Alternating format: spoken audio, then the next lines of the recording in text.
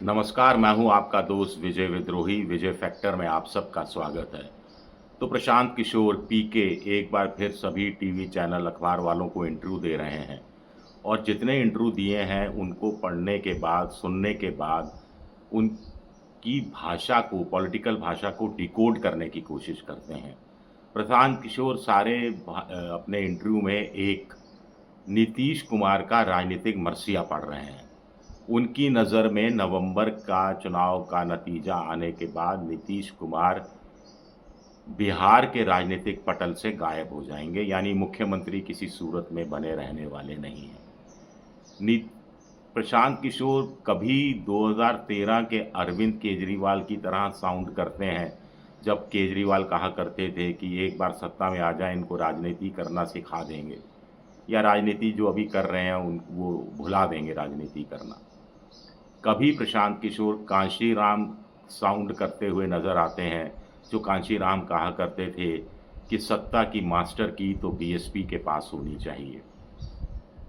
अब क्या मास्टर की प्रशांत किशोर के पास होगी, नहीं होगी, ये स्पष्ट नहीं है। हालांकि वो दावा कर रहे हैं कि 125 130 सीटें आ गई तो भी उनके लिए ठीक नहीं रहेगा, क्योंकि वो एक लैंडस्लाइड विक्ट्री की उम्मीद कर रहे हैं। प्रशांत किशोर मानकर चल रहे हैं कि वो गेम चेंजर साबित होने वाली है। उनकी जन स्वराज पार्टी एक गेम चेंजर साबित होने वाली है।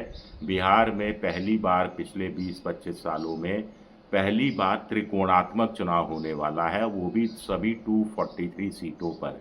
यानी सभी सीटों पर वो दमदार मजबूती के साथ उनके उम्मीदवार लड़ते हुए दिखाई देंगे, ऐसा प्रशांत किशोर उम्मीद कर रहे हैं। प्रशांत किशोर मानकर चल रहे हैं कि त्रिशंकु विधानसभा होगी। वो कह रहे हैं कि एनडीए किसी भी सूरत में अपने दम पर सत्ता में नहीं आ पाएगी। वो ये मानकर चल रहे हैं कि लालू की पार्टी या लालू के गठबंधन को जनता पसंद नहीं करती, क्योंकि वो लालू को पसंद नहीं करती तो वो सत्ता से बाहर होगी। तो कुल मिलाकर मोटा मोटा बिटवीन द लाइंस पढ़ा जाए तो प्रशांत किशोर को लगता है कि त्रिशंकु विधानसभा की स्थिति होगी, जिसमें एनडीए सबसे बड़ा गठबंधन होगा और सत्ता की मास्टर की प्रशांत किशोर के हाथ में होगी। लेकिन इससे प्रशांत किशोर सत्ता का दरवाज़ा नहीं खोलेंगे।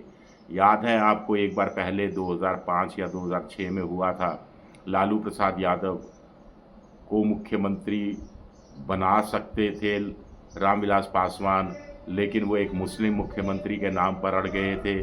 किसी को समर्थन नहीं दिया था। 28 विधायक शायद रामविलास पासवान के जीत कर आए थे और बिहार में दोबारा चुनाव कराना पड़ा था। तो वो दौर आएगा शायद 2007। वो ये मानकर चल रहे हैं कि वो दोबारा चुनाव चाहेंगे प्रशांत किशोर, और फिर जब दोबारा चुनाव होंगे तो उसमें जनता उनको एक विकल्प के रूप में, मजबूत विकल्प के रूप में स्वीकार कर ही लेगी, ऐसा वो मानकर चल रहे हैं। प्रशांत किशोर मानकर चल रहे हैं कि वो सबसे ज़्यादा नुकसान नीतीश को करेंगे। पहली बात, वो वोट कटवा उनको कहा गया तो उस पर उन्होंने कहा चलिए कुछ लोगों ने मुझे वोट कटवा तो स्वीकारा, बाकी लोग तो हाशिए पर डाल रहे थे कि हम वोट कटवा तक साबित नहीं होंगे। प्रशांत किशोर को लग रहा है कि वो सबसे ज़्यादा नुकसान नीतीश कुमार को करेंगे, उसके बाद बीजेपी यानी एनडीए को करेंगे, और उसके बाद नुकसान करने की बारी होगी लालू प्रसाद यादव के महागठबंधन या लालू प्रसाद यादव को। क्या ऐसा होगा? नीतीश के प्रति उनका थोड़ी सी नाराज़गी बहुत ज़्यादा दिखाई देती है।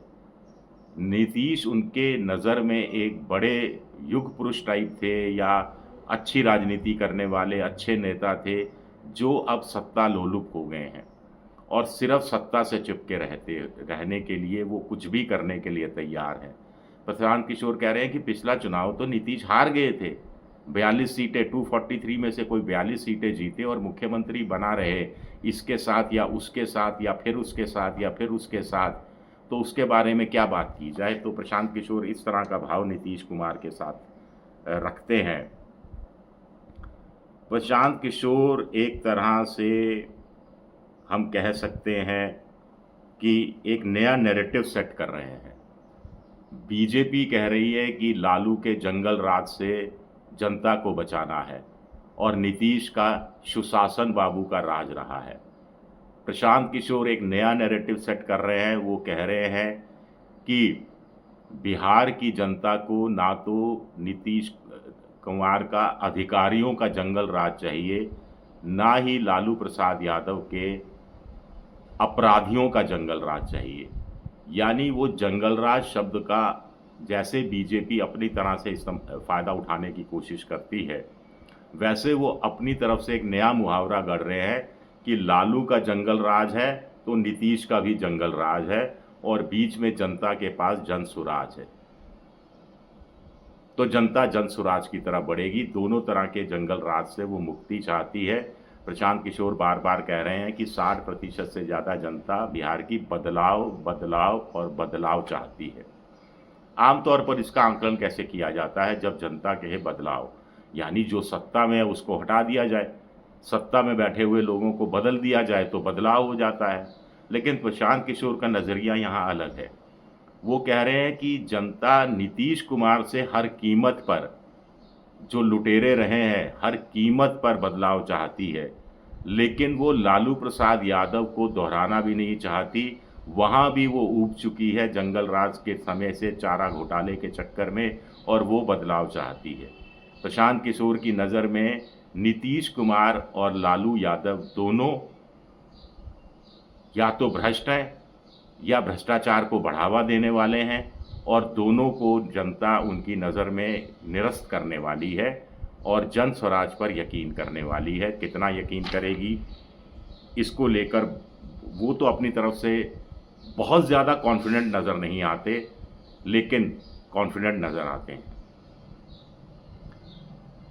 एक बात और है कि नीतीश का वो पीछे, नीतीश को 20 साल से सत्ता में है, तमाम पैरामीटर्स पर बिहार बहुत नीचे आता है, तो ऐसे में सुशासन किस बात का हुआ, शासन किस बात का हुआ?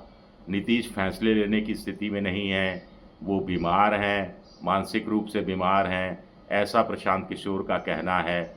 और ऐसे आदमी को कोई मुख्यमंत्री बनाना किसी भी कीमत पर पसंद नहीं करेगा। ये प्रशांत किशोर की एक सोच है। कुल मिलाकर उनके जो इतने 4, 5, 6 इंटरव्यू मैंने इधर उधर डिजिटल मीडिया पर सुने, उससे साफ जाहिर होता है कि प्रशांत किशोर को लगता है कि वो दिल्ली के 2013 के 13-14 के अरविंद केजरीवाल साबित हो सकते हैं। केजरीवाल को भी पहली बार जब चुनाव हुआ था तो सत्ता अपने दम पर नहीं मिली थी, किसी के साथ सत्ता में आए थे वो कांग्रेस की मदद से।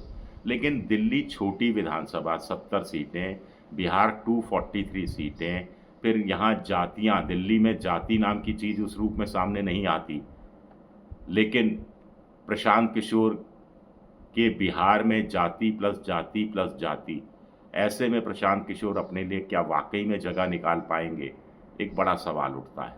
शुक्रिया मेरा वीडियो देखने के लिए।